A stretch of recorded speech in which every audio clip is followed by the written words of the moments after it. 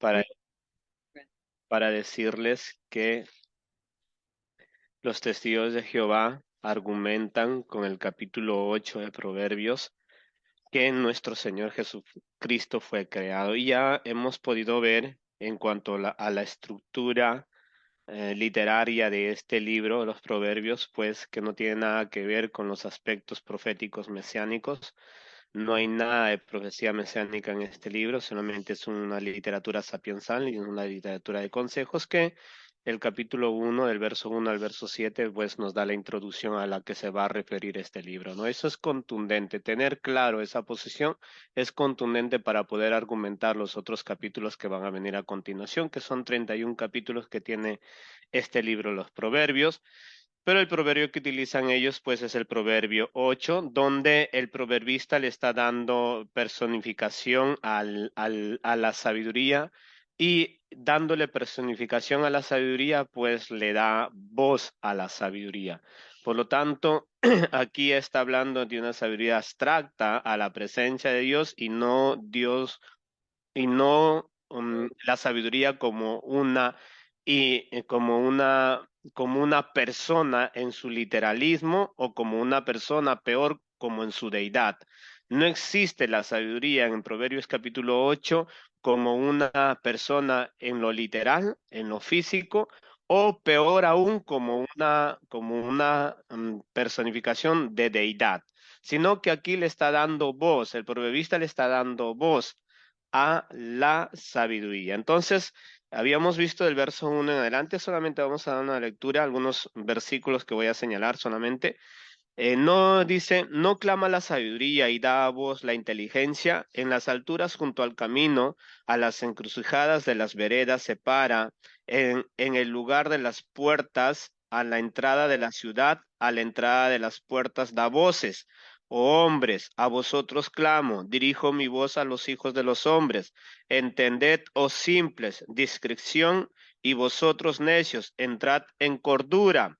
Oíd, porque hablaré cosas excelentes y abriré mis labios para cosas rectas, porque mi boca hablará verdad y la impiedad abominan mis labios. Justas son todas las razones de mi boca, no hay en ella cosa perversa ni torcida.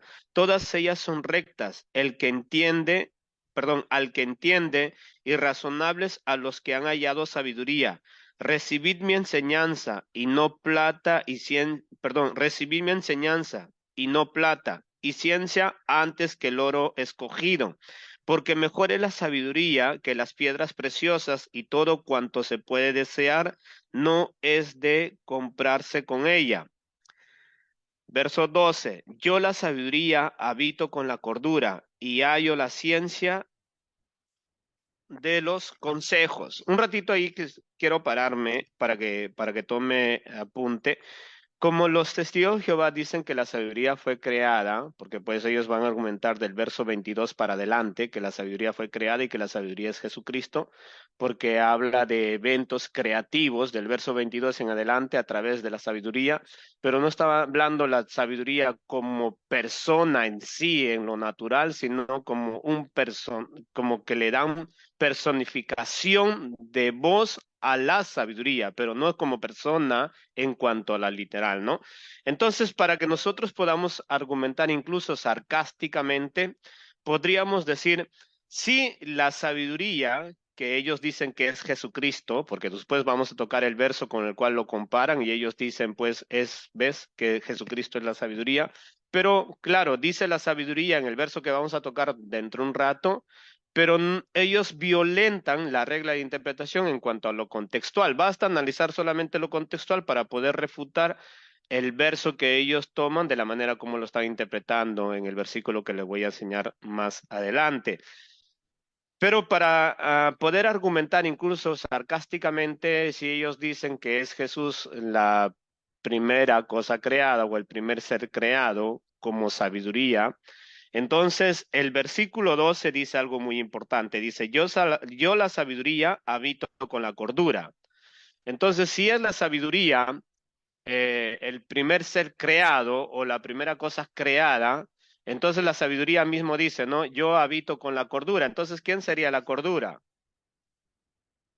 ¿no? Porque si ellos dicen la sabiduría fue la primera cosa creada, que es Jesucristo, pero la misma sabiduría dice, yo habito ¿con quién? Con la cordura, ¿no? Entonces tendríamos que preguntarle a los testigos de Jehová. Yo sarcásticamente muchas veces les he preguntado, ¿quién es la cordura? ¿Verdad? ¿Quién es la cordura? Lógicamente, cuando usted se prepara de una manera exhaustiva en cuanto a respetando las reglas de interpretación, va a poder argumentar a los testigos de Jehová haciéndole preguntas en base al contexto, por ejemplo, citándole este verso que le acabo de decir, mire, si usted dice que Jesucristo es la primera cosa creada en cuanto a la sabiduría que es de Dios, entonces quisiera saber quién es la cordura, que la misma sabiduría dice, yo la sabiduría habito con la cordura y hallo la ciencia de los consejos. Ahora sigamos leyendo. Verso 13. El temor de Jehová es aborrecer el mal y la sabiduría, perdón, la soberbia y la arrogancia, el mal camino y la boca perversa aborrezco.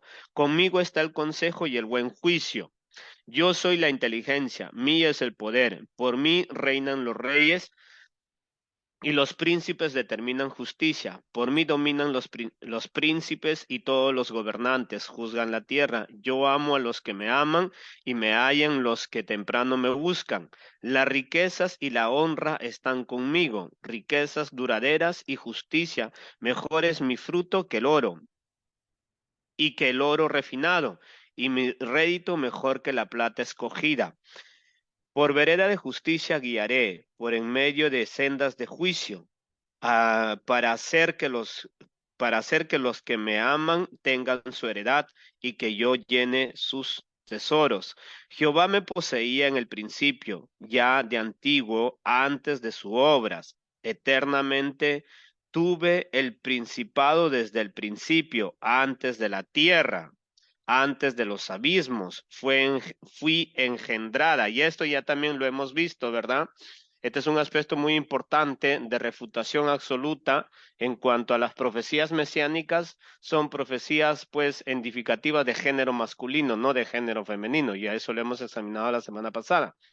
Entonces, por lo tanto, esto es absoluto. Primeramente, tocando el verso 12, en los versos que acá también acabamos de mencionar, en cuanto al género femenino de profecía mesánica, no existe esa consideración. Es propio un comentario extrabíblico lo que ellos están analizando, dándole un género femenino al Mesías, ¿no? Que la semana pasada hemos visto los textos exhaustivamente de que a Jesucristo se le menciona como lo que es un género masculino. Entonces, verso 23 dice, eternamente tuve el principado del principio antes de la tierra, antes de los abismos fui engendrada, antes que fuesen las fuentes de las muchas aguas, antes que los montes fuesen formados, antes de los collados ya había sido yo engendrada, no había aún hecho la tierra, ni los campos, ni el principio del polvo del mundo. Cuando formaba los cielos, ahí estaba yo. Cuando trazaba el círculo sobre la faz del abismo, cuando afirmaba los cielos arriba, cuando afirmaba las fuentes del abismo, ponía el cuando ponía al mar su estatuto para que las aguas no traspasasen sus mandamientos, cuando establecía los fundamentos de la tierra. Con él estaba yo, ordenándolo todo, y era su delicia de día en día, teniendo solaz delante de él en todo tiempo. Me regocijo en la parte habitable de su tierra y mis delicias son con los hijos de los hombres. Ahora pues, hijos, oíd, y bienaventurados los que guardan mis caminos. Entended el consejo y sed sabio, y no lo menospreciéis. Bienaventurado el hombre que me escucha, velando a mis puertas cada día, aguardando a los postes de mis puertas. Porque el que me halla, halla la vida, y alcanzará el favor de Jehová, mas el que peca contra mí defrauda su alma. Todos los que me aborrecen aman la muerte. Entonces, la perjunicación bozal que le dan a la sabiduría es un enseñamiento muy importante de el gran reclamo que hace la sabiduría que tiene que tener el ser humano, ¿no? Entonces la sabiduría se está promocionando y está diciendo, tienen que desearme, tienen que buscarme, tienen que poseerme, tienen que dedicarse, tienen que preferirme, tienen que ponerme como lo más importante para ustedes. Y pues para esta proposición nosotros hemos visto que eh, en Proverbios, en el capítulo 1, el proverbista está diciendo que para poder obtener la sabiduría, nosotros tenemos que tener un solo requisito: temor a Dios. Temor a Dios para tener la sabiduría. Entonces, ese es el principio de esta obra literaria sapiensal y de consejos, ¿no? Entonces, Salomón está diciendo, miren la excelencia de la sabiduría. Por eso mira a la persona que está a tu lado y dile la excelencia de la sabiduría. Tanto es cierto que la Reina Valera le pone este título. Mire, ve, excelencia y eternidad de la sabiduría. ¿Vio? Excelencia y eternidad la sabiduría. Quiere decir pues que la sabiduría siempre ha estado con Dios, porque Dios no es que va a crear la sabiduría para ser sabio, sino si Dios hubiera creado la sabiduría para ser sabio, quiere decir antes de crear la sabiduría era un tonto, un torpe, un inocto, ¿verdad? Y no tiene nada que ver. No es eso el sentido de lo que está diciendo la Biblia. Ok, por lo tanto le está dando personificación a la sabiduría para darnos a entender qué tanta necesidad tiene el ser humano de qué, de la sabiduría. Tenemos necesidad de sabiduría, hermanos. Para todo tenemos necesidad de sabiduría. Sin sabiduría, como dice el verso 36, mas el que peca contra mí defrauda su alma. Todos los que me aborrecen aman la muerte. Y ese es el problema. Cuando el ser humano ignora la sabiduría, no quiere la sabiduría porque no quiere poner a Dios en primer lugar y no quiere temer a Dios y no quiere vivir de la manera que Dios ha establecido, al no tener sabiduría, entonces abomina, aborrece su alma porque no se da cuenta que sin sabiduría va a tomar decisiones equivocadas, va a hacer cosas equivocadas, va a decir cosas equivocadas, va a tener pensamientos equivocados y va a tener proyectos equivocados que van a arruinar su vida. Sin sabiduría, el proverbista nos está diciendo, le está dando voz a la sabiduría está diciendo, no, sin mí están fritos. ¿Ok? Eso es lo que es el capítulo 8, la sabiduría.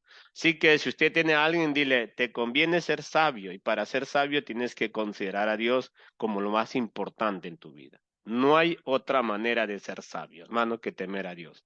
Entonces, eso es la excelencia de la sabiduría, eso es lo que tenemos que ver, eso es el estilo literario con el cual fue escrito el libro de los Proverbios capítulo 8. Ahora vamos a ver a ellos a qué lo agrupan, ya habiendo refutado esto, que no tiene nada que ver con las profecías mesiánicas, entonces ellos, viendo este versículo o este capítulo, lo asocian al capítulo 1 del libro de los Corintios, primera letra de los Corintios, capítulo 1.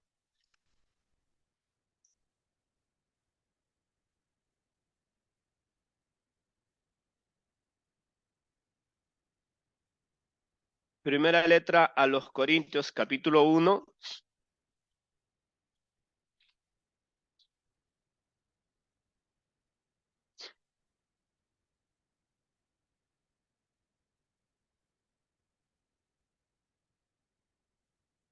Ok. Primera letra de los Corintios, capítulo 1, versículo 24, dice la palabra de Dios. Más para los llamados, así judíos como griegos, Cristo, poder de Dios y sabiduría de Dios. ¿Yo? Entonces ellos dicen, ¿ve? ¿Vio? Ahí está. Cuando, por ejemplo, la vez pasada yo estuve debatiendo este punto del capítulo 8 de Proverbios, les estaba haciendo ver que la sabiduría, le han dado personificación y voz a la sabiduría, pero no como sentido literal, sino como en sentido abstracto. Le están dando una comunicación a la sabiduría, el capítulo 8. Pero ellos me llevaron a 1 Corintios capítulo 1, versículo 24, donde dice, vio, acá ahí está poder de Dios y sabiduría de Dios. ¿Vio? Sabiduría. Y ya me dijeron, ya le gané con esto, ya refuté su posición. Entonces, Yo le digo, pues así hasta el Chavo del Ocho, pues, yo creo que el Chavo del Ocho creo que tendría más entendido que ustedes, le diría, ¿no? Pues eso es bastante complicado poder llegar a la aplicación que Pablo se estaría refiriendo a la posición que ustedes tienen, porque para Pablo es claro cuál es la posición de Cristo. En Colosenses capítulo 2, ¿verdad? ¿Se recuerdan? En el capítulo 2, verso 3 o verso 9 nos dice que en Jesucristo habita corporalmente la plenitud de la deidad. O sea, para Pablo es claro quién es Jesucristo. Para Pablo, Jesucristo no es un ser creado. Por lo tanto, nosotros no podemos hacer hablar a Pablo algo de lo que Pablo no está hablando, porque la carta a los Corintios fue escrita por el apóstol Pablo, y en la posición en la que va a escribir el apóstol Pablo tendríamos que considerar cuál es el contexto, el antes y el después por el cual cita este versículo, ¿verdad? Porque yo no puedo citar este versículo por el azar solamente para poder hacerle encajar supuestamente a la explicación teológica de quién es Jesucristo, que es lo más delicado que puede llegar a ser, hermanos. Si los testigos de Jehová podrían argumentar algo de la Biblia sobre la naturaleza de nuestro Señor Jesucristo, explícitamente, conductualmente, direccionalmente y absolutamente, lo encontramos solamente en el libro, en el Evangelio de Juan, que eso vamos a tocar también, si no es hoy, la próxima semana, que es el sentido estructural del Evangelio de Juan, que pues ahí sí encontramos totalmente que Juan se dedica a esta estructura de enseñar quién es el Señor Jesucristo, pero los otros versículos bíblicos, aunque si los apóstoles tocan quién es Jesucristo, pero no es de esta estructura total, absoluta sobre la persona de nuestro Señor Jesucristo, como lo hace el Evangelio de Juan.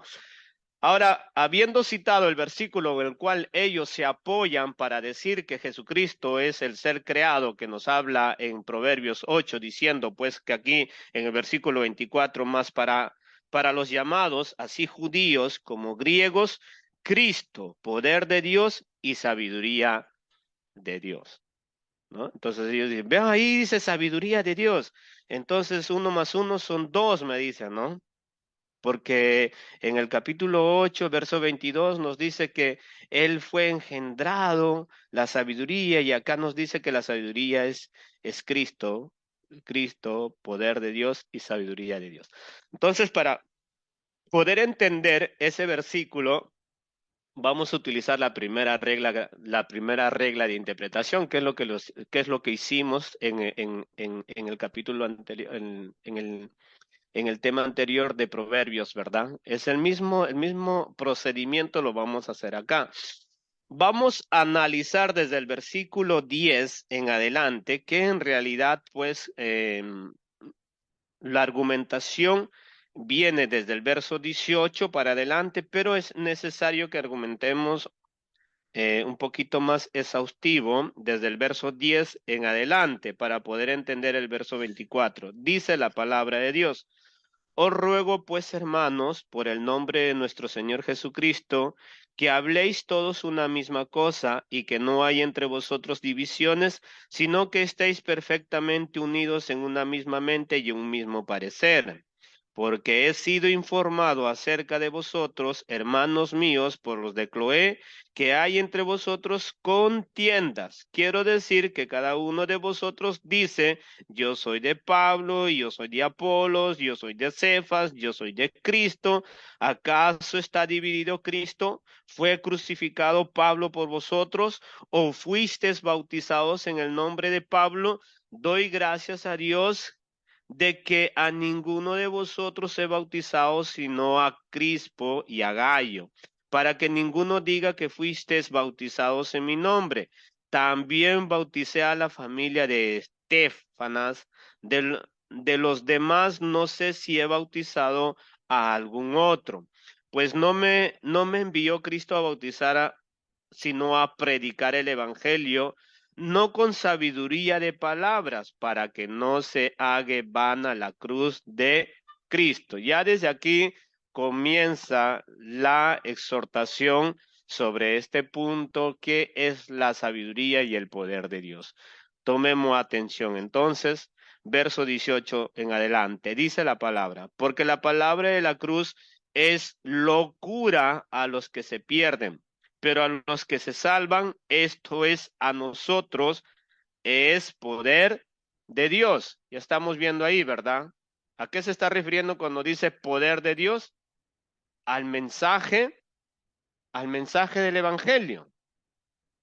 Tomemos atención, vamos a leerlo otra vez, por favor. Dice, porque la palabra de la cruz es locura a los que se pierden, pero a los que se salvan, esto es a nosotros, es poder de Dios. El mensaje de la cruz, ¿verdad? Se va a referir al mensaje de la cruz. Tome atención, ¿eh? Al mensaje de la cruz es el poder de Dios y la sabiduría de Dios, hermano. Tome atención. Entonces dice, esto es a nosotros poder de Dios. Verso 19, pues está escrito, destruiré la sabiduría de los sabios y desecharé el entendimiento de los entendidos. ¿Dónde está el sabio? ¿Dónde está el escriba? ¿Dónde está el disputador de este siglo? ¿No ha enloquecido Dios la sabiduría del mundo? Pues ya que en la sabiduría de Dios el mundo no conoció a Dios mediante la sabiduría, agradó a Dios salvar a los creyentes por la locura de la predicación, porque los judíos piden señales y los griegos buscan sabiduría, pero nosotros predicamos a Cristo crucificado, para los judíos ciertamente tropezadero y para los gentiles locura, mas para los llamados, así judíos como griegos, Cristo poder de Dios y sabiduría de Dios. Vamos a seguir viendo un poquito más y vamos a volver a ese texto, ¿no? Verso 25 dice, porque lo insensato de Dios es más sabio que los hombres y lo débil de Dios es más fuerte que los hombres. Pues mirad, hermanos, vuestra vocación, que no seáis muchos sabios según la carne, ni muchos poderosos, ni muchos nobles, sino que lo necio del mundo escogió Dios para avergonzar a los sabios, y lo débil del mundo escogió Dios para avergonzar a lo fuerte, y lo vil del mundo y lo menospreciado de Dios.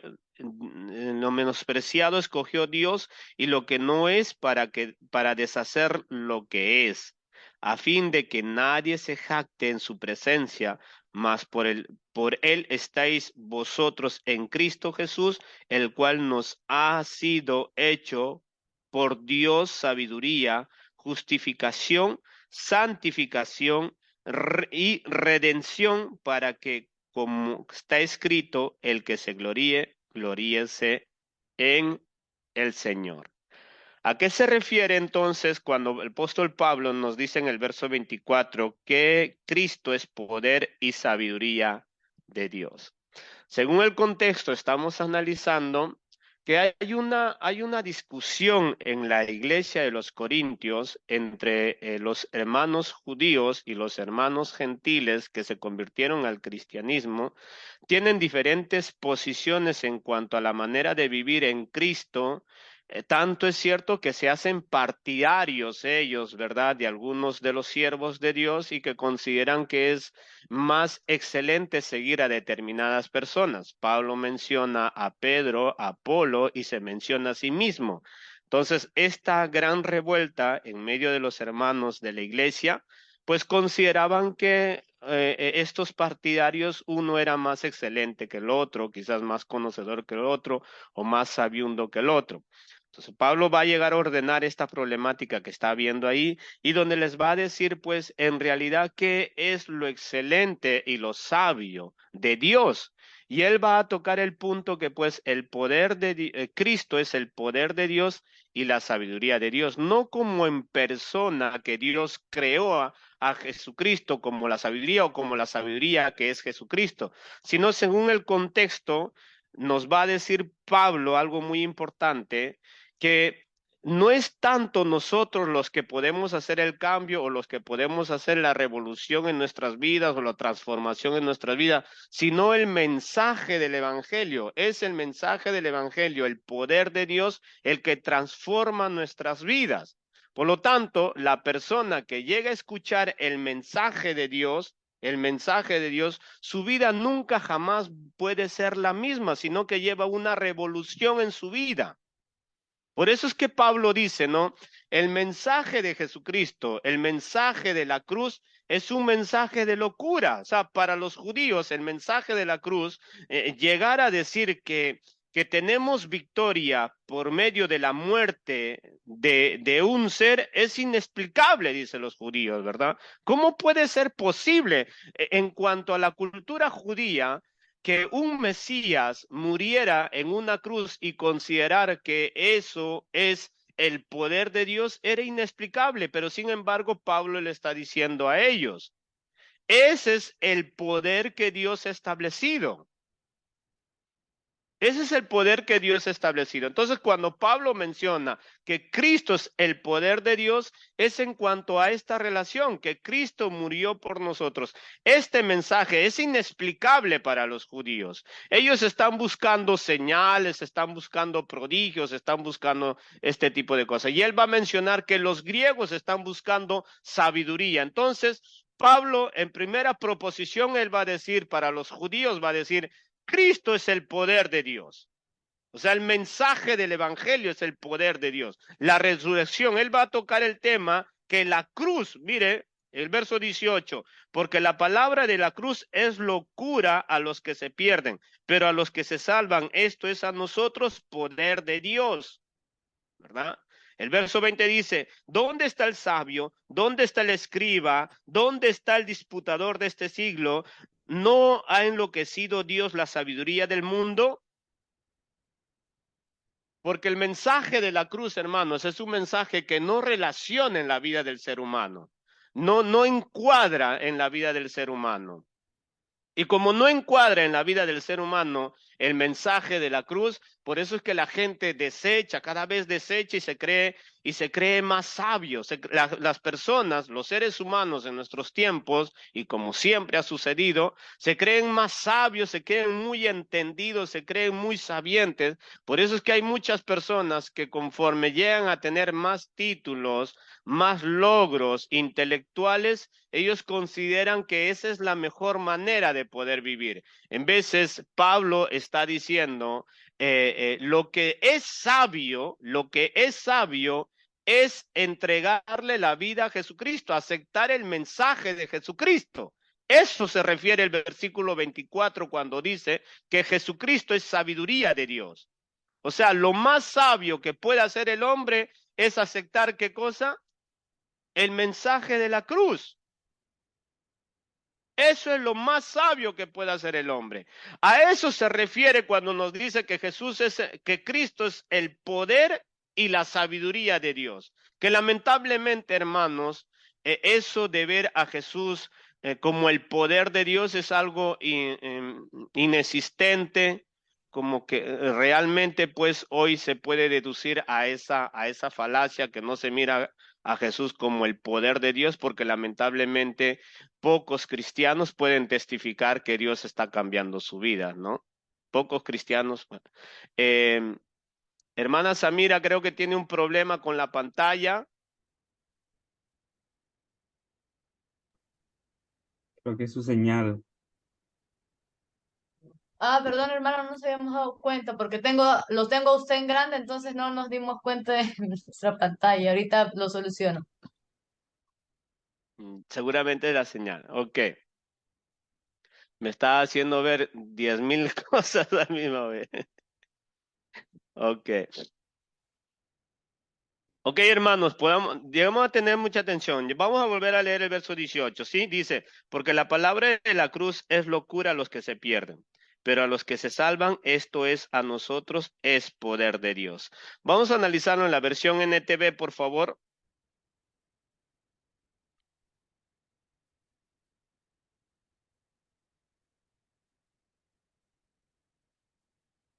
Mira lo que nos dice, lo voy a leer yo. El mensaje de la cruz es una ridiculez para los que van rumbo a la destrucción. Pero nosotros que vamos en camino a la salvación sabemos que es el poder mismo de Dios, ¿no? Ahí ya estamos viendo, calificando que cuando Pablo dice que Cristo es poder de Dios, se está refiriendo pues al mensaje de qué? al mensaje de la cruz. Ese es poder de Dios. El mensaje de la cruz es poder de Dios. Dile a la persona que está a tu lado, el mensaje de la cruz es poder de Dios. Es lo único que va a cambiar tu vida, que va a revolucionar tu vida. Porque de acuerdo al contexto, Pablo está diciendo, ¿no? Que Cristo, o sea, que Dios escogió lo vil, lo menospreciado, lo inútil, lo perdido, lo inservible de este mundo. Eso es lo que escogió. ¿Cómo? A través del evangelio. ¿Por qué cambió la vida de esa persona de lo inútil a lo útil? ¿Por el poder de qué? Por el poder de la cruz, el poder del mensaje, el poder de la palabra de Dios. Por eso es que todos nosotros tenemos que estar tan agradecidos con Dios, porque todos nosotros, todo ser humano tendría que aceptar el evangelio de Dios y ver verdaderamente cuál es la sabiduría de Dios, hermano. Porque mire, aquí ya estamos viendo que el poder de Dios es el mensaje de la cruz. Bajo este mismo contexto, bajo este mismo parámetro, nos va a llevar a entender que la sabiduría cuando dice que Cristo es sabiduría de Dios, es bajo el mismo mensaje, el mensaje de la cruz. Mire lo que nos sigue diciendo el verso 19. Como dicen las escrituras, destruiré la sabiduría de los sabios y desecharé la inteligencia de los inteligentes. ¿Por medio de qué? Por medio del mensaje de la cruz. Por medio, hermana Samira, ¿tiene problemas otra vez con su señal? Eco. Sí. Sí, mejor lo desconecto, hermano, porque si no, no va a Ok, funcionar. ok. Entonces, tomemos atención. El verso 19 dice, ¿no? Cuando dicen las escrituras, destruiré la sabiduría de los sabios y desecharé la inteligencia de los inteligentes. Así que, ¿dónde deja eso a los filósofos, a los estudiosos y a los especialistas en debates de este mundo? Dios ha hecho que la sabiduría de este mundo parezca una ridiculez, ya que Dios en su sabiduría se aseguró de que el mundo nunca lo conociera por medio de la sabiduría humana. Uso nuestra predicación ridícula para salvar a los que creen, ¿verdad? Es ridícula para los judíos que piden señales del cielo y es ridícula para los griegos que buscan sabiduría humana, ¿no? Entonces, cuando Pablo se está refiriendo en el verso 24, dice, entonces cuando predicamos que Cristo fue crucificado, los judíos se ofenden y los gentiles dicen que son puras tonterías. Sin embargo, para los que Dios llamó a salvación, tanto judíos como gentiles, Cristo es poder de Dios y sabiduría de Dios.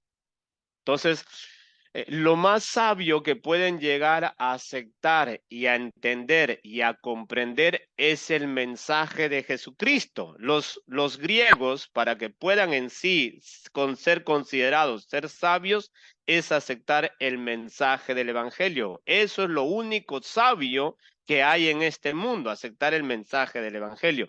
Pero desgraciadamente, hermanos, se cumple algo muy peculiar, ¿no? Tanto es cierto que las personas que crecen más en el intelecto son como las personas que desafían más el mensaje del evangelio, al punto de llamarnos tontos. Estos tiempos, conforme va creciendo el intelectualismo y las personas se sienten más estudiosas, más preparadas y todo eso, se van volviendo más necias en cuanto a las cosas de Dios. Por eso es que cuando se les predica el mensaje de Dios lo miran como una tontería, como una absurditez, como una, perdónenme la expresión, pero a mí la vez pasada me dijeron, eso es una estupidez lo que tú estás hablando, que no tiene sentido. Entonces Pablo está diciendo, no, señores, Cristo es sabiduría de Dios, pero no está diciendo como primer ser creado, sino como lo más sabio que puede haber en este mundo. ¿Es quién? Es Cristo. Eso es lo que está diciendo Pablo. Lo más sabio que hay en este mundo es Jesucristo. ¿Cómo lo puedo llegar a asociar con Proverbios capítulo 8 diciendo que Jesucristo es la sabiduría creada de parte de Dios? Porque aquí en 1 Corintios capítulo 1 verso 24 nos está diciendo que Cristo es poder y sabiduría de Dios. Yo tengo que leer de acuerdo al contexto. Son dos contextos diferentes, no tienen nada que ver uno con el otro. O sea, es increíble cómo puedo llegar a esta posición y a esta proposición de poder exhibir este concepto de que como habla Proverbios 8, le están dando personificación vozal a la sabiduría y que le están haciendo hablar a la sabiduría. Entonces, por lo tanto, yo, sabiduría creado. Y es que ellos cuando ven todo lo que dice creado, lo identifican a Jesucristo, hermano. Creado, creado, Cristo creado. ¿Por qué? Ya hemos visto nosotros, ya hemos propio refutado Colosenses capítulo 1, versículo 15, ¿verdad? ¿Se recuerdan? La idea que ellos le dan, tanto es cierto que ellos violentan la regla de la gramática, aumentándole palabras a los textos, a los manuscritos originales, que no tienen las palabras que tiene la traducción del Nuevo Mundo. Por lo tanto, aquí el apóstol Pablo está diciéndole a los hermanos, ¿verdad? El mensaje de Jesucristo, el mensaje de la cruz, es el poder de Dios. ¿Bajo qué panorama? Según el contexto, pues, se va a referir que Dios puede transformar la vida de cualquier ser humano. Eso es lo que nos dice, miren, eh, el verso 27, eso es lo que nos dice, sino que lo necio del mundo escogió Dios para avergonzar a los sabios y lo débil del mundo escogió Dios para avergonzar a lo fuerte. Y lo vil del mundo y lo menospreciado escogió Dios y lo que no es para hacer lo que es. Ahora tome atención. Cuando dice que es poder y sabiduría de Dios, es que Dios al simple, al tonto, al torpe, al perverso, al degenerado, aquel que la gente decía, ese no vale para nada, Dios, hermanos, Dios lo hace sabio por medio del mensaje, por medio del poder de Dios, que es Cristo. ¿Me entiendes? Por lo tanto, no puede existir ningún creyente que no experimente el poder de Dios y que no sea sabio en Cristo Jesús. No puede.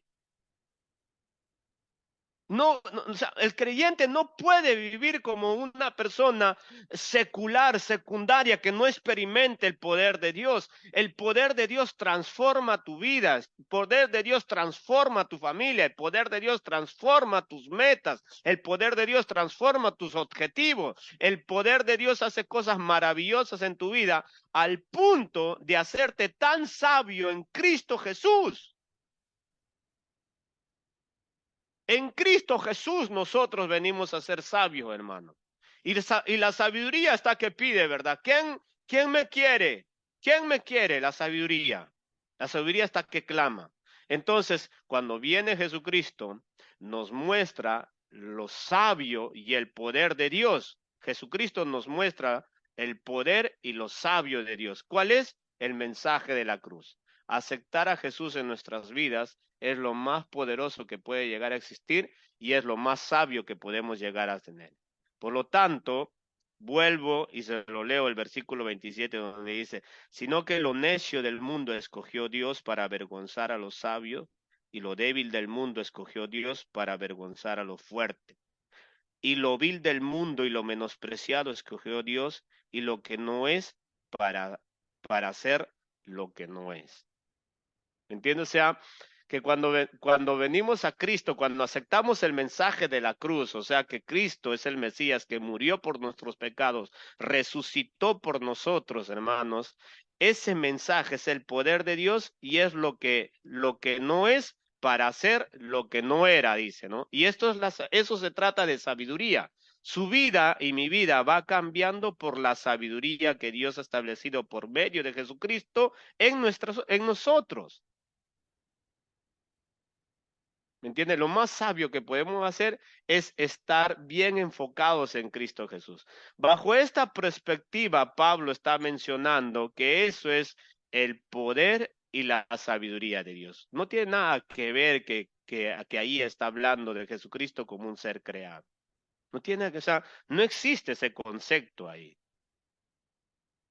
Por ningún lado encontramos esa idea de que Cristo haya sido creado. Entonces, por lo tanto, hay una diferencia, recuerde una cosa, hay una diferencia entre la sabiduría del mundo, que se considera la inteligencia versus la sabiduría de Dios.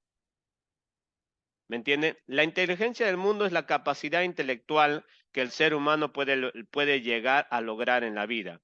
Pero la sabiduría de Dios no, la sabiduría de Dios te transforma. La sabiduría de Dios te hace vivir correctamente. O sea, de lo que no eres, ¿no? Mire, en el verso 28 dice, y lo vil del mundo y lo menospreciado escogió Dios y lo que no es para hacer lo que no es, ¿no? Dice, y lo que no es para hacer lo que no es. En esta versión dice de esta manera, tome atención, Dios escogió lo menospreciado del mundo y lo que se considera como nada, y lo usó para convertir en nada lo que el mundo considera importante. Como resultado, nadie puede jamás jactarse en presencia de Dios. Verso 30 al 31 dice, Dios los ha unido a ustedes con Cristo Jesús. Dios hizo que él fuera la sabiduría misma. Dios hizo que Él fuera la sabiduría misma para nuestro beneficio.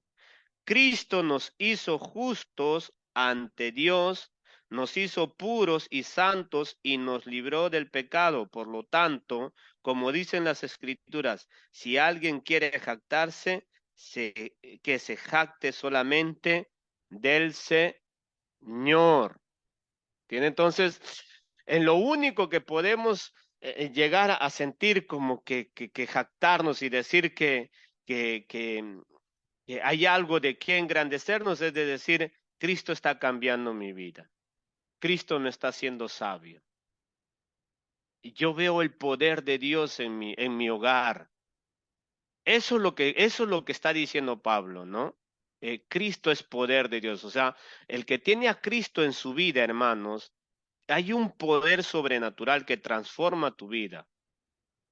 Obra Dios en tu vida y por lo tanto te hace sabio, te hace saber tomar decisiones correctas, hablar correctamente, hacer lo justo, hacer todo con sabiduría, todo con equilibrio. Eso es lo que produce Cristo en la vida del ser humano. Eso les está diciendo a los hermanos. ¿Se recuerdan el contexto, no? Que ellos están peleando, están discutiendo, están así y les dice, pues no es así. O sea, la vida cristiana no es esa, les dice. No es esa la vida cristiana. La vida cristiana es transforma tu vida. La vida cristiana te hace correcto, te hace justo, te hace sabio. Ese es el contexto en el cual nosotros tenemos que llegar a entender y a interpretar ese versículo 24, que no tiene nada que ver con lo que dicen los testigos de Jehová, que ahí se está mencionando a Jesucristo como un ser creado. Amén. No tiene nada que ver eso. Entonces, cuando vienen a argumentarnos con Proverbios capítulo 8 y con 1 Corintios capítulo 1, verso 24, basta leerle el contexto y especificarle a qué se está refiriendo con ese versículo 24. Amén. Ahora vamos a analizar uno de los versículos más importantes que existe en la cristianidad, en las cuales pues es el versículo bandera, si por así decirlo, es el fundamento de nuestra fe cristiana de la Trinidad, que lógicamente es muy extenso, eh, complicado de explicar en cuanto a su gramática, pero sí es un poco más simple explicarlo en cuanto a su contexto y exégesis. En cuanto a su aplicación teológica, se puede explicar.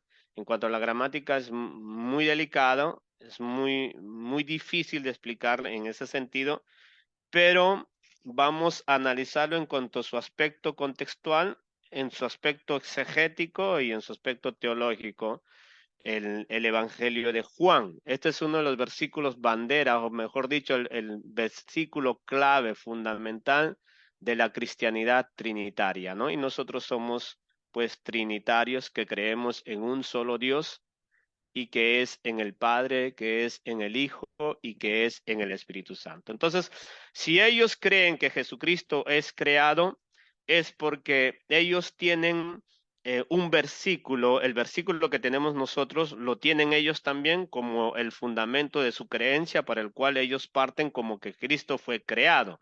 Y ya habiendo visto que los versículos que ellos pues muestran como explicación que Jesucristo fue creado y ya nosotros lo hemos visto que no es así, no se trata de eso, basta leer el contexto que no se está refiriendo según la explicación que son los testigos de Jehová. Ahora tenemos que analizar nosotros el versículo con el cual ellos levantan este tipo de teología que tiene, que teología no tiene nada, simplemente puro preceptos humanos que tienen ahí, ¿no? Juan capítulo 1, vamos a analizar el Evangelio de Juan.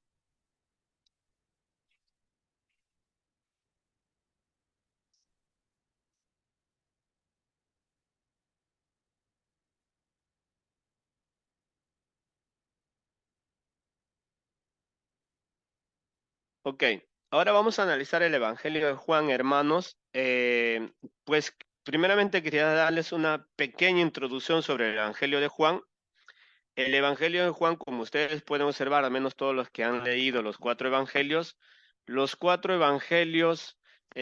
primeros tres evangelios tienen una conducción explicativa exhaustiva sobre el ministerio de nuestro Señor Jesucristo, ¿no? Los cuatro evangelios se basan específicamente a mencionar el ministerio de nuestro Señor Jesucristo. Claro que ellos también tienen una relación en cuanto a dónde nació, cómo se manifestó y este tipo de cosas. Tienen una relación entre ellos, por eso se llaman evangelios correlativos o sinópticos, que tienen una explicación sobre determinadas cosas de lo que es la vida de nuestro Señor Jesucristo aquí en la tierra. Pero el evangelio de Juan es un evangelio diferente. Un evangelio que los estudiosos dicen que tiene más del 90% contextualizado de una aplicación diferente a lo que es los otros evangelios. Imagínense que lo que Juan va a exponer es más del 90% diferente a lo que enseñan los otros evangelios. O sea, no diferente en cuanto a diferencia, sino en cuanto a explicación de quién es Jesucristo en cuanto a naturaleza. Ya les hemos dicho que Mateo, Marcos y Lucas, ellos se dedican a mencionar el ministerio de nuestro Señor Jesucristo en esta tierra. Juan se va a dedicar específicamente casi en toda su carta, como les digo, más del 90%, a enseñarnos quién es Jesucristo. No para él, sino quién es Jesucristo como identidad. Por eso les decía yo al inicio, si los testigos de Jehová tendrían que agarrar un libro o los versos para poder manifestar que Jesucristo es un ser creado, ellos tendrían que mostrarnos con Juan, con toda la carta del Evangelio de Juan, y si ahí sí ellos nos pueden manifestar algunos versículos o algunos capítulos donde diga que Jesús es creado, pues tendríamos que creer a la posición de los testigos de Jehová. Pero como ellos utilizan proverbios para decirnos que Jesús es creado, que no tiene nada que ver, o como la carta a los Corintios, o como la carta a los Colosenses, que no tiene nada que ver para decirnos que Jesucristo fue creado. No existe esa idea. Entonces, por lo tanto, ellos, para poder estirar sus pensamientos doctrinales y encuadrarlo a su postura que ellos tienen que violentar, hermanos, ellos tienen que violentar la, los manuscritos originales al punto de hacer su propia traducción personal. La única Biblia, a menos los biblistas dicen que la única Biblia que casi difiere en su totalidad en cuanto a la naturaleza del Señor Jesucristo es de los testigos de Jehová.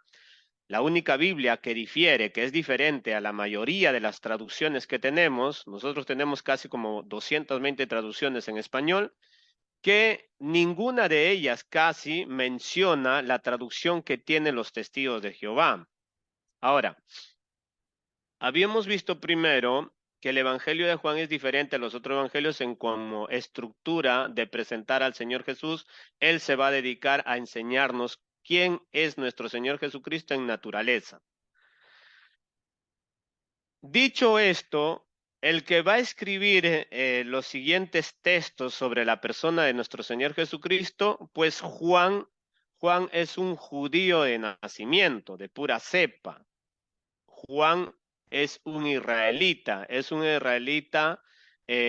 con enseñamientos de la ley, y dentro de los enseñamientos de la ley, pues Dios le mandó a Moisés de enseñarle al pueblo, que le dijera al pueblo: oye, oh Israel, Jehová tu Dios uno es, y solo a él adorarás y a ningún otro servirás. Entonces, todos los judíos, la primera cosa que aprenden, hermanos, es este dicho. Todos los judíos de nacimiento aprenden este dicho: oye, oh Israel, Jehová tu Dios uno es, y no hay otro Dios fuera de él. Entonces, el que va a escribir la carta de Juan es un judío de pura cepa, ¿no? Judío de judíos. Él tiene el pensamiento judío convertido al cristianismo, sabiendo que hay un solo Dios, porque él sabe la Shema, ¿verdad? La Shema es: oye, oh Israel, Jehová tu Dios uno es. Entonces, el que va a escribir esta carta se llama Juan. Juan es un judío. Entonces, en el pensamiento y en la estructura de en cuanto al concepto de que existe un solo Dios y no hay otro Dios fuera de un solo Dios, bajo esta postura nos va a explicar la naturaleza de nuestro Señor Jesucristo. Para Juan no existe otro Dios, hermano. ¿Me entiende? Para Juan no existe otro Dios. Juan es un judío, sabe muy bien que existe un solo Dios, y pues si él consideraría que hay otro Dios, entonces ya no sería judío, ¿verdad? Ya no creería en un solo Dios, sino que creería en otros dioses. Por lo tanto, el Evangelio de Juan tenemos que verlo bajo esta premisa, ¿verdad? Él es un judío y que cree en un solo Dios. No hay otro Dios para Juan. Dicho esto, vamos a analizar el versículo 1 del capítulo 1 de Juan, que nos dice lo siguiente. En el principio era el verbo, y el verbo era con Dios, y el verbo era Dios. ¿No? Ahí nos dice algo muy importante. En el principio era el verbo, y el verbo era con Dios, y el verbo era Dios. La estructura en cuanto a la persona de nuestro Señor Jesucristo, Juan comienza con esta estructura absoluta. Esto le va a dar origen a todo el discurso de los otros versos y de los otros capítulos, sobre todo el capítulo 17 de Juan, para darnos a entender quién es Jesucristo. ¿Quién es Jesucristo? Y Juan ya comienza con esta premisa diciéndonos: en el principio era el verbo era con Dios y el verbo era Dios. Ahora, ¿quién es este verbo?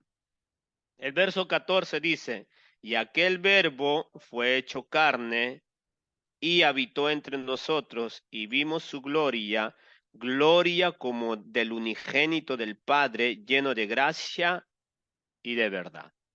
Entonces, por consecuencia, si Juan nos está presentando el verbo que estaba con Dios, el verbo que era desde el principio, que estaba con Dios y que era Dios. Tres cláusulas, ¿verdad? Tres cláusulas. Primero, que estaba en el principio, después nos dice que estaba con Dios y después nos dice que era Dios. Entonces nos está presentando al verbo como un personaje diferente a lo que es el Padre, y a la misma vez de la misma sustancia, y que a la misma vez este verbo en el verso 14 nos dice que se hizo carne. Y pues todos sabemos que el verbo que se hizo carne es ¿quién? Es Jesucristo, ¿no? Es Jesucristo. Ahora, viendo eso, que el verbo es Jesucristo, entonces podemos leerlo de esta manera, ¿no? En el principio era Jesús y y Jesús era con Dios y Jesús era Dios. ¿Ok? Esa es la proposición la que nos está mencionando Juan. Esta es la persona en la que tenemos que identificar como Dios. Juan nos está diciendo, Jesús es Dios mismo. No nos está diciendo que Jesús es el Padre mismo, nos está diciendo que Jesús es el Dios mismo. Entonces, habiendo visto esto, ahora vamos a analizar la Biblia de los testigos de Jehová y después vamos a analizar un poco nosotros en cuanto a la doctrina que tenemos que creer. La Biblia de los testigos de Jehová, la traducción del Nuevo Mundo, si alguien lo puede buscar en el Google, por favor, Nuevo Mundo se llama.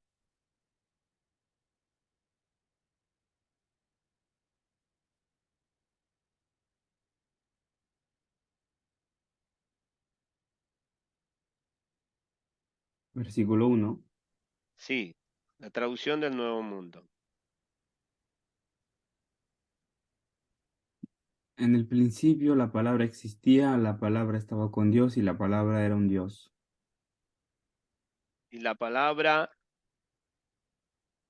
era qué? Era un Dios. Ok. Nosotros no tenemos problemas, pues, con hacerle una traducción más específica a la palabra logos, porque en el original griego, la palabra verbo se escribe logos. Dice, ¿no? En el principio era el logos, palabra, verbo.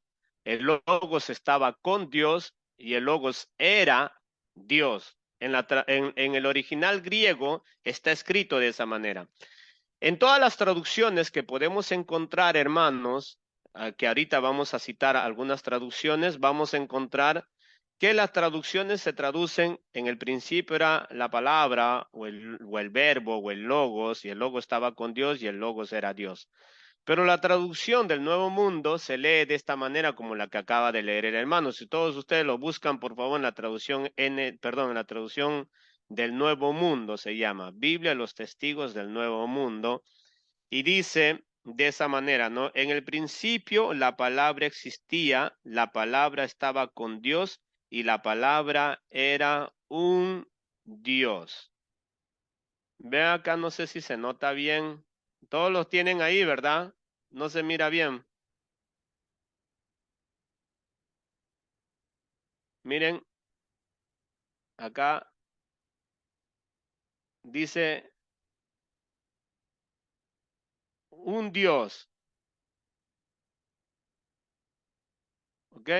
Ahí se mira donde ellos dicen que la palabra era un Dios. Ahora,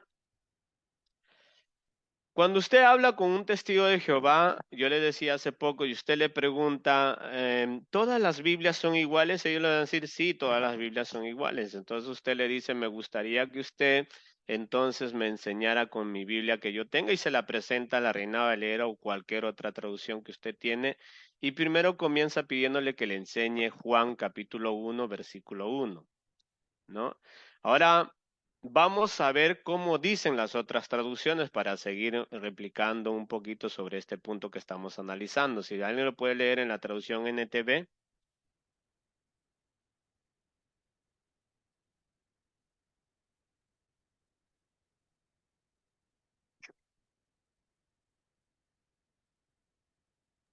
En el principio la palabra ya existía, la palabra estaba con Dios y la palabra era Dios. Y la palabra era Dios.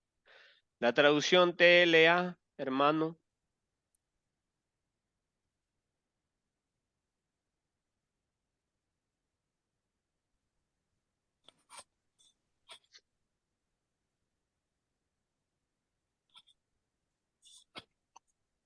Antes de que todo comenzara, ya existía aquel que es la palabra. La palabra estaba con Dios y la palabra era Dios. Bien. La traducción Dios habla hoy.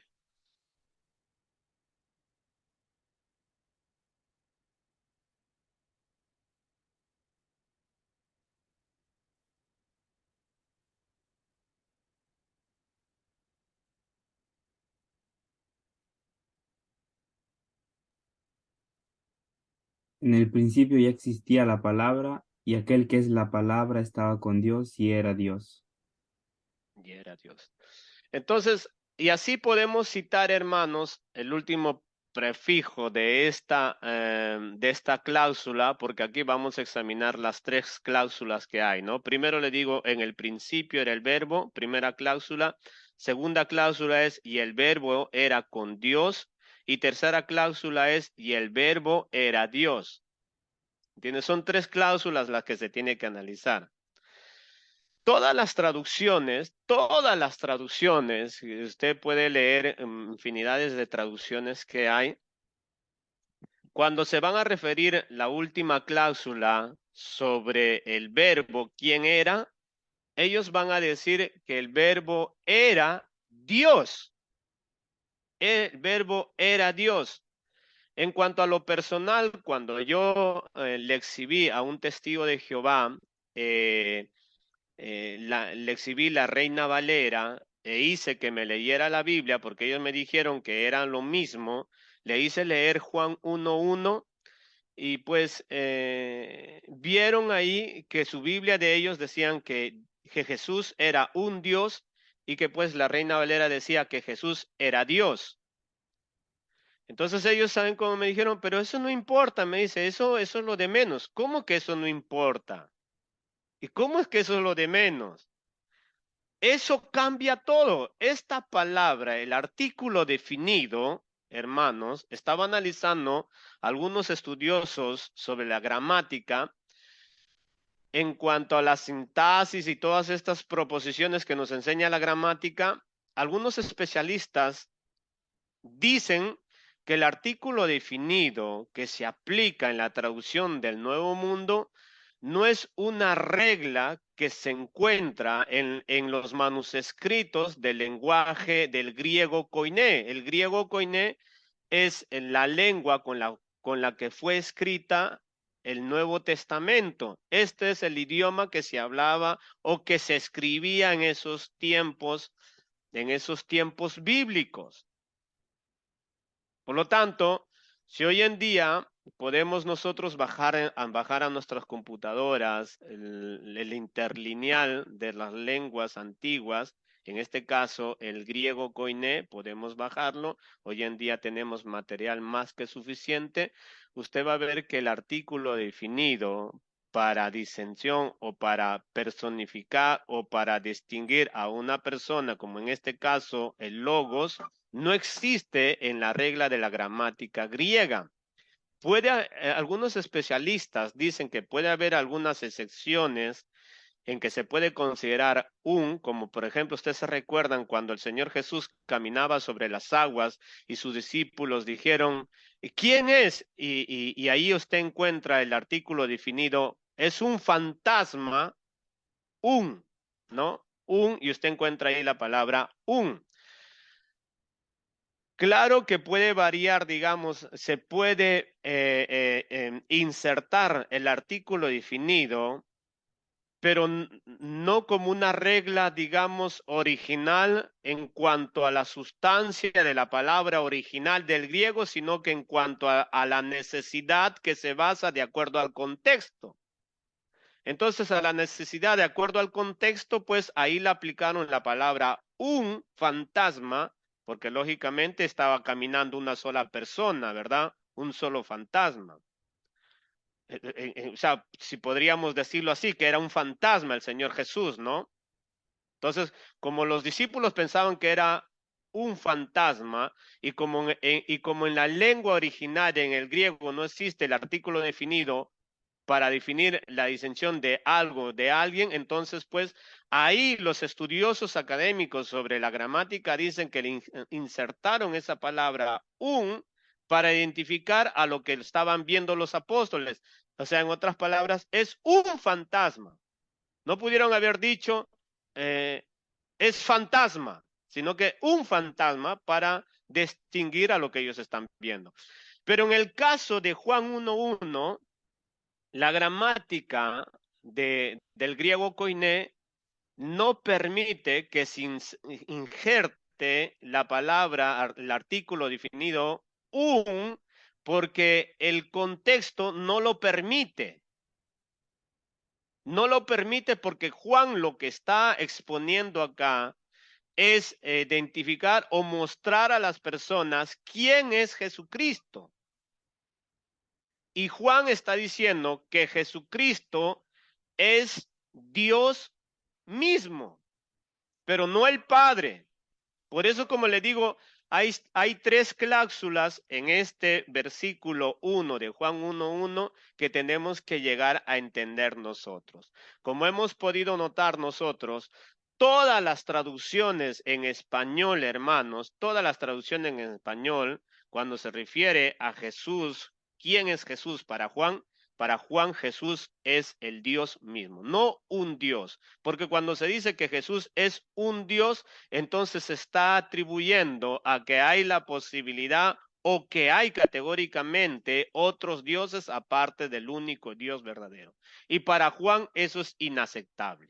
Juan no tiene ese pensamiento, no tiene esa doctrina, no tiene esa idea por ningún lado del mundo. Entonces, ahora nosotros vamos a ver la primera cláusula donde dice, en el principio era el verbo. Juan está diciendo, en el principio, no dice, desde el principio era el verbo. Si el término hubiera sido desde el principio, se hubiera podido a menos considerar que Jesucristo tuvo un inicio en el cual comienza todas las cosas. Juan comienza exhibiendo a Jesús desde el principio, o sea, nos da la idea que Él es el que de Él comienza todas las cosas, o sea, que Él no tiene inicio y no tiene fin de días, o sea, desde el principio, de donde inicia todas las cosas. Por eso es que dice, en el principio era el verbo, o sea que no hay algo antes de él, ¿me entiendes? No hay tiempo, ni siquiera el tiempo fue creado antes de él, porque él es el creador de todas las cosas. Este es el contexto que vamos a analizar. La segunda proposición dice, y el verbo era con Dios. Y esto es muy importante también entender, hermano, que el verbo era con Dios. Porque lamentablemente también hay una postura que se llama la postura unicitaria, donde ellos dicen que Jesús es el mismo Padre, pero cuando usted le lee Juan 1:1, ellos no saben por dónde escaparse, por dónde agarrarse, e incluso también violan las reglas de la gramática y llegan a ingerir ciertos pensamientos, digamos, supuestamente académicos para poder encuadrar a su doctrina que ellos tienen. Pero acá nos dice algo muy específico, ¿no? El verbo era con Dios. Esta palabra era, o el verbo era, es dice, es un verbo indicativo imperfecto, que quiere decir que estaba con, dice, y que se intervenaba con una acción en el pasado y siguiente, perdóneme, que estaba con Dios, perdóneme, que estaba con Dios, significa que estaba con Él cara a cara, con una relación íntima. Esto es lo que significa la palabra que era con Dios. No estaba diciendo que el verbo estaba solo, sino que nos dice que el verbo estaba con Dios. Está hablando de dos personas. Primero nos dice el verbo, en el principio era el verbo y el verbo era con Dios, ¿verdad? Era con Dios. O sea, una comunicación, una intimidad que estaba cara a cara con Dios, ¿verdad? Son dos seres diferentes, pero la misma esencia, perdón, dos personas diferentes, pero con la misma esencia. Juan nos está mostrando que el Logos es una persona y que Dios es segunda persona. Entonces, en la cláusula número 3 nos dice, y el verbo era Dios. Entonces acá nos dice, en el principio era el Logos, el verbo.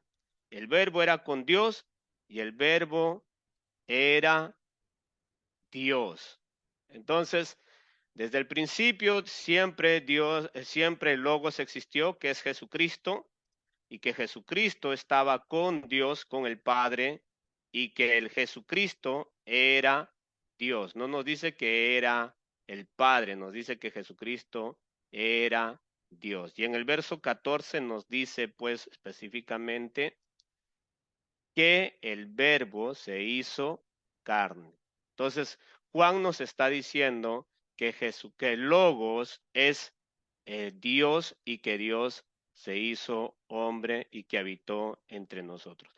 Habiendo visto ahora esta parte del capítulo 1, verso 1, donde nos dice que el verbo era Dios, hermanos, y la Biblia de los Testigos de Jehová nos dice que el verbo era un Dios.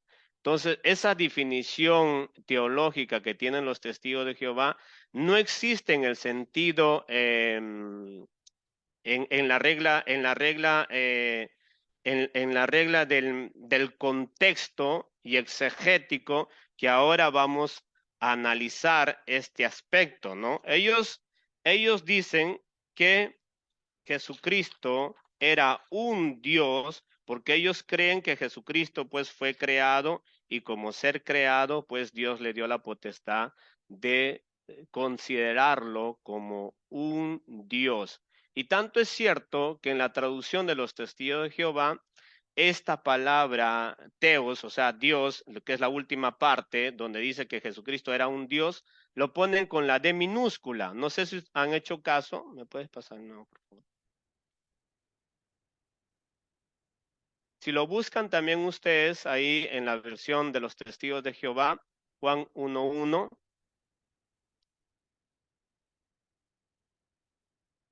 Ok.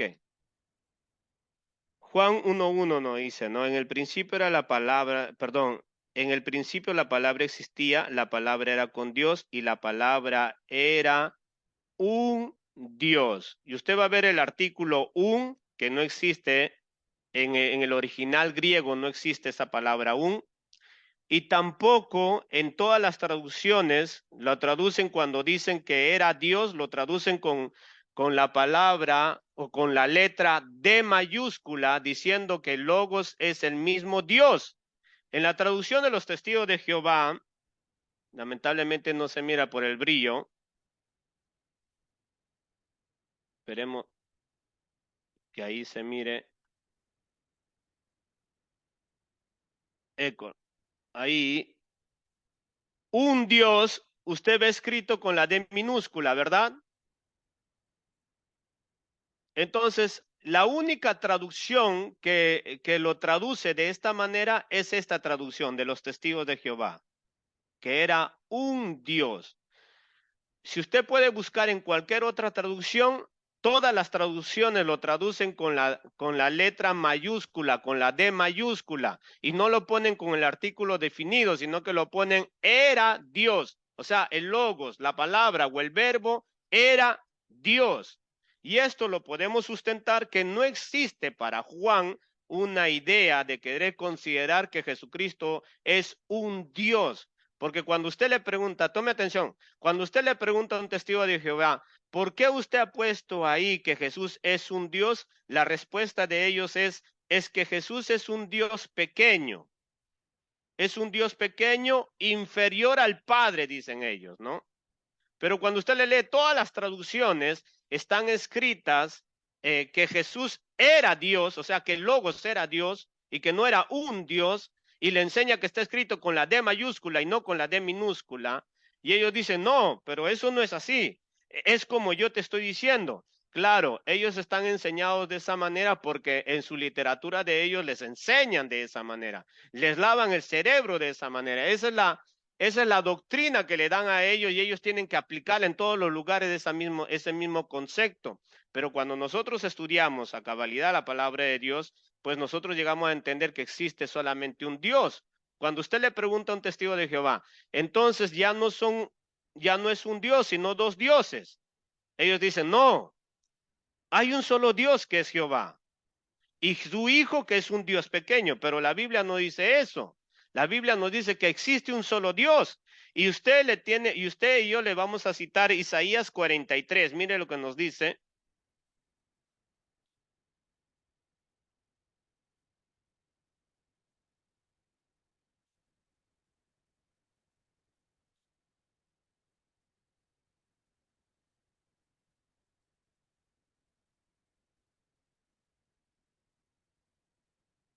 Isaías 43, verso 10, mira lo que dice. Vosotros sois mis testigos, dice Jehová, y mi siervo que yo escogí, para que me conozcáis y creáis y entendáis que yo soy antes de mí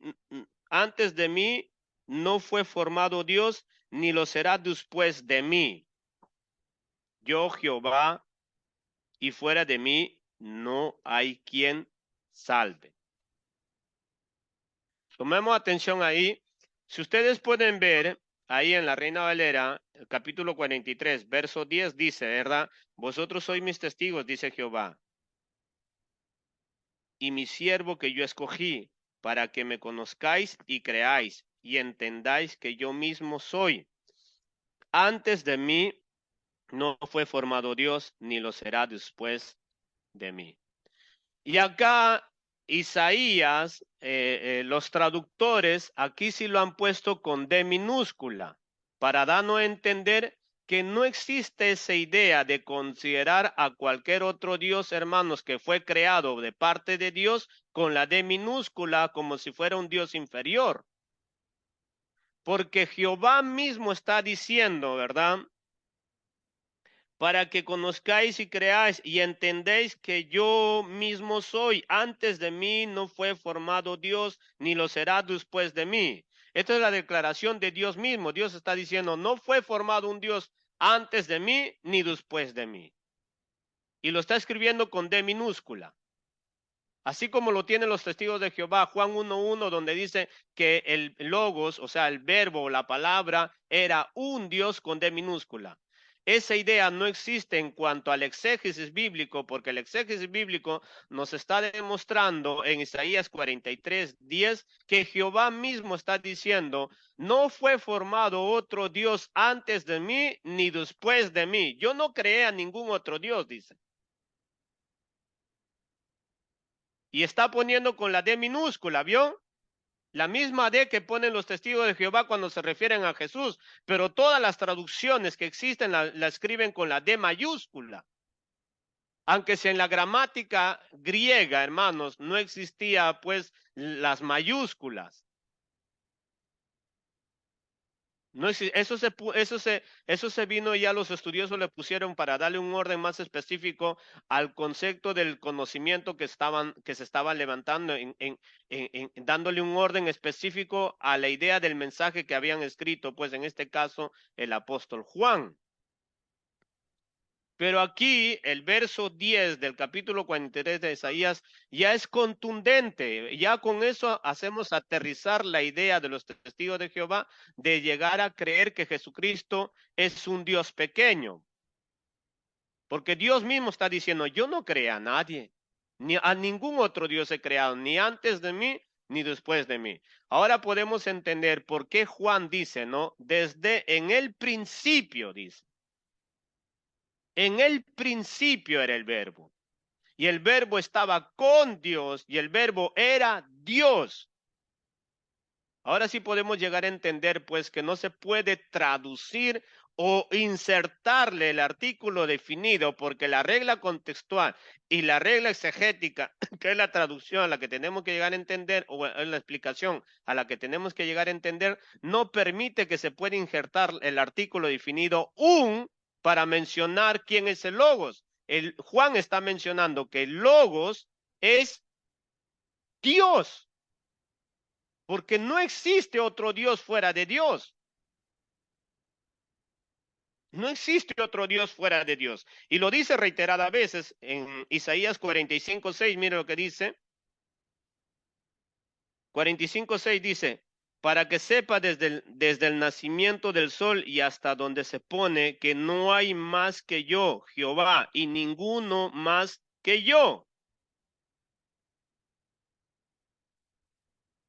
¿Verdad? No hay otro más que yo, soy único, dice. En el verso 10 del 43 hemos visto que el mismo Jehová dice, yo no he creado otro Dios antes de mí, ni después de mí será formado. Porque existe un solo Dios, hermano. Y acá en Isaías 45:6 estamos viendo, pues, para que sepas, desde el nacimiento del sol hasta donde se pone, que no hay más que yo Jehová y ninguno más que yo. Isaías 41:4 también mire lo que nos dice. ¿Quién hizo y realizó esto? ¿Quién llama las generaciones desde el principio? Yo Jehová, el primero y yo mismo con los postreros. No hay otro Dios fuera de él. Isaías 44:6-8. Mire lo que nos dice. Así dice Jehová, Rey de Israel, y su Redentor, Jehová de los ejércitos, yo soy el primero y yo soy el postrero, y fuera de mí no hay Dios. Solamente ahí. Y fuera de mí no hay Dios. ¿Verdad? Fuera de mí no hay Dios. Por lo tanto, exegéticamente no puede inserirse el artículo definido, hermano, o ni siquiera en el contexto se puede considerar inserir el artículo definido cuando el contexto no lo permite, peor el exégesis no lo permite, porque Dios categóricamente está diciendo que no hay otro Dios fuera de él. Él es único y por lo tanto la traducción de los testigos de Jehová, si ellos quisieran argumentar con la definición gramatical y decir que sí puede permitirse, podría llegar a permitirse, dicen los especialistas, pero si el contexto o el exégesis lo permite, pero en este caso no lo permite, porque hay versos contundentes donde dice la palabra que no hay otro Dios fuera de mí. Ni antes de él ni después de él será formado otro Dios. Entonces, por lo tanto, cuando ellos dicen, ¿verdad?, que Jesucristo es un Dios pequeño, por y lo ponen con la D minúscula, pues es bastante complicado llegar a entender, primero, en cuanto a la gramática, que no lo permite. Segundo, en cuanto al contexto y al exégesis, no lo permite. Ahora tendríamos que analizar en su misma Biblia, si en toda su Biblia está escrita con la D minúscula o con la D mayúscula cuando se refieren a Jesucristo. Ahora vamos a ver Isaías capítulo 9, versículo 6.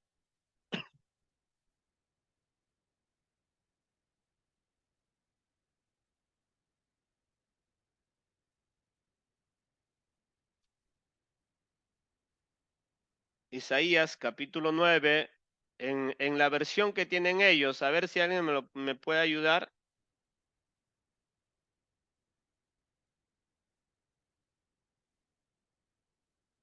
Traducción del Nuevo Mundo.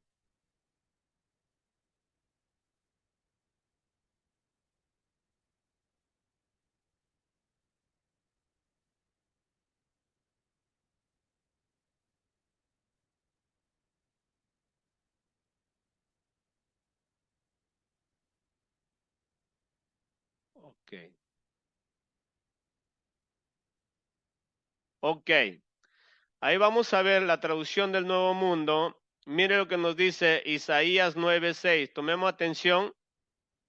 Porque nos ha nacido un niño, se nos ha dado un hijo, el gobierno estará en sus manos y se llamará por nombre Maravilloso Consejero, Dios Poderoso, Padre Eterno, Príncipe de Paz. Esta es una profecía neta y puramente mesiánica. Aquí se está refiriendo hacia la promesa del Mesías, o sea, de nuestro Señor Jesucristo cuando iba a nacer en esta tierra. Y Isaías, aún en la versión de los testigos de Jehová, cuando mencionan a Jesús, lo ponen con la D mayúscula, ¿vio ahí? Dios poderoso. Dios poderoso. Entonces, cuando usted le dice, cuando usted, hermano, esto parece sarcástico, pero no es así. Cuando usted le dice a los testigos de Jehová, ¿por qué en Juan 1:1 ustedes ponen a Jesús, a Logos, como un Dios minúsculo, de minúscula, como si fuera un Dios pequeño? Ellos literalmente le dicen, es un Dios pequeño, es un Dios inferior. Sin embargo, nosotros hemos visto en Isaías 43:10 que no existe. El mismo Jehová dice, no fue creado otro Dios antes de mí, ni será creado otro Dios después de mí. Por lo tanto, esa idea de llegar a pensar que Jesucristo es un Dios pequeño, porque ellos le han insertado el artículo definido al griego, por ejemplo, a sus traducciones, a su Biblia de ellos, que Jesús es un Dios, exegéticamente no lo permite y en el contexto peor no lo permite. Ahora, cuando las veces que yo he tenido debates con ellos y les he dicho, ¿por qué ustedes en Juan 1:1, cuando califican a Jesús en cuanto a quién es Jesús, le ponen como que un Dios pequeño porque tienen la D minúscula? Pero, pero en Isaías 9:6 ustedes le ponen con una D mayúscula. Si es un Dios pequeño, ¿no tendrían que haberlo puesto en todas partes a Jesús con la D minúscula? Y pareciera ser que los testigos de Jehová no se dan cuenta de ese gran problema de su traducción que ellos tienen. Ese es un gran problema teológico, hermanos. Ese es un gran problema. Ellos saben qué es lo que me dicen, pero ¿qué tiene de malo eso? ¿Cómo que tiene de malo? Primero ustedes me están diciendo que cuando se escribe con la D minúscula es porque es un Dios inferior. Entonces le digo, y cuando es con la D mayúscula, entonces es el Dios todopoderoso. Sí, me dice, sí. Entonces, como ellos no estudian la Biblia, entonces les llevé a Isaías 9:6 y les hice ver que en su misma Biblia a Jesús le ponen con la D mayúscula. ¿Y aquí qué pasó? Le digo, ¿no? Pero eso qué tiene que ver. ¿Cómo que tiene que ver? Ustedes me han dicho que para calificar al Dios Todopoderoso es con la D mayúscula. Y para calificar a Jesucristo en cuanto a su naturaleza es un Dios con la D minúscula porque es un Dios inferior. Entonces, pero ustedes también tienen a Jesús con la D mayúscula. Entonces, ¿cuáles de las dos explicaciones teológicas que ustedes tienen vamos a llegar a creer? ¿En Juan 1:1 o Isaías 9:6? Y los testigos de Jehová, pues como ellos dicen que Jesús es creado, porque de ahí te lanzan, ¿verdad? Proverbios 8, Corintios 1:24 y te lanzan Colosenses 1:15, que ya lo hemos desmentido, que no tiene nada que ver que Jesucristo fue creado. Y pues por lo tanto, hermanos, los testigos de Jehová, cuando usted les lleva a estos versos explicándole Juan 1:1, que Juan primeramente, pues él va a darnos a conocer quién es Jesús en su naturaleza, que es Dios mismo. No nos dice que es el Padre, nos dice que es el Hijo, porque después se va a revelar que Él es el Hijo de Dios, pero que no es diferente al Padre en cuanto a sustancia, porque Juan 1:1 nos dice que el logos, que el verbo, que la palabra era Dios. No nos dice que era un Dios, porque si fuera un Dios, entonces estaríamos creyendo en el politeísmo. Y eso no existe en la cultura hebrea, no existe. En un judío como Juan no pudo haber escrito que Jesús era un Dios. Y los biblistas, pues ellos mismos también dicen, en cuanto al contexto y en cuanto al exégesis, la regla no se permite inserir el artículo definido. Y por lo tanto, esa traducción de los testigos de Jehová, Juan 1:1, es una de las más delincuentes, es la más delincuente que puede existir en cuanto a traducción, hermano. Porque como hemos visto, Dios mismo dice, ¿verdad? Yo no he creado otro Dios, ni antes, ni será formado otro Dios. Yo soy único y fuera de mí no hay otro, dice Jehová. Por lo tanto, nosotros llegamos a una conclusión en cuanto al exégesis y en cuanto al contexto, que existe solamente un Dios. Pero en cuanto a persona, hermano, sí existe el Padre, el Hijo y el Espíritu Santo. Por eso es que Juan 1:1 dice, ¿no? En el principio era el verbo estaba con Dios. No está diciendo de inmediato, en el principio era el verbo y el verbo era Dios único, ¿no?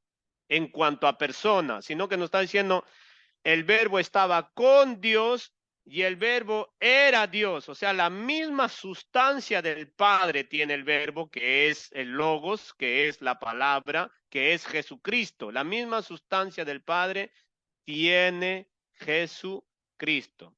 Ahora, que nosotros podamos llegar a entender y a explicar la magnificencia de lo que es Dios, no, no podemos llegar a entender ni a explicar la magnificencia, pero sí podemos debatir todas las doctrinas que se levantan contra ese principio de Juan 1:1, tanto unicitarios como testigos, como mormones, como otras doctrinas que hay que creen de una manera diferente a lo que nos enseña Juan, por ejemplo. Juan nos está diciendo que la palabra, el logos, el verbo, era Dios. No nos dice que era un Dios. Ojo con eso, porque no existe esa idea en la mente de Juan cuando comienza a mostrarnos la naturaleza de nuestro Señor Jesucristo. Por lo tanto, cuando usted utiliza estos textos con los testigos de Jehová, ellos le van a dar tantos otros versículos que vamos a citar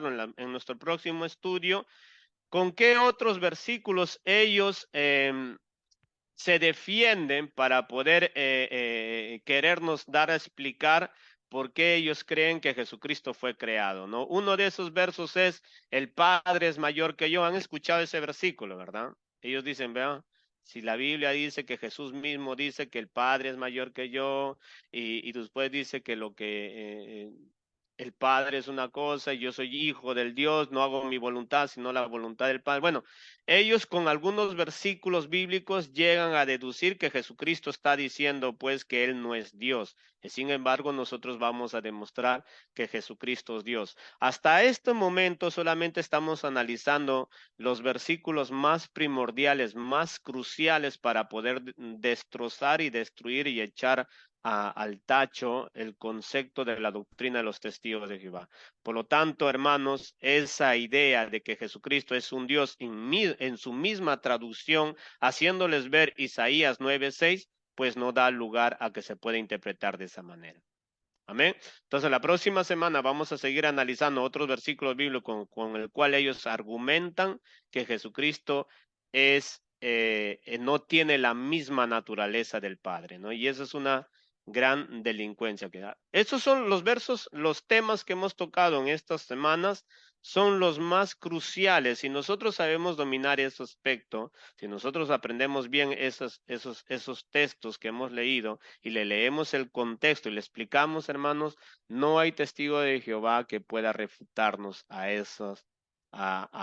la interpretación correcta de las Sagradas Escrituras. No existe un testigo de Jehová, a menos en cuanto a mi persona, no había un solo testigo de Jehová que haya podido argumentar más de lo que ellos están limitados. Cuando se encuentran con alguien que sabe explicarle la Biblia, usted está preparándose también y va a ver que ellos lo que hacen es huir de usted y ya no, y su táctica que ellos tienen es argumentar con otros textos, con otros temas, y usted no lo deje salir. Cuando usted hable de Juan 1:1, concéntrense en Juan 1:1. ¿No? Y si le va a agarrar exegéticamente, pues le agarra exegéticamente y le muestra los textos de Isaías, sobre todo los textos de Isaías que son contundentes. El mismo Jehová dice pues que no hay otro Dios fuera de mí, ni pequeño ni más grande, hay uno solo. Y ya le hemos visto que en cuanto a la palabra Jehová no es un nombre definido único, absoluto, sino que es un título que se le muestra pues al Padre, al Hijo y al Espíritu Santo. Amén.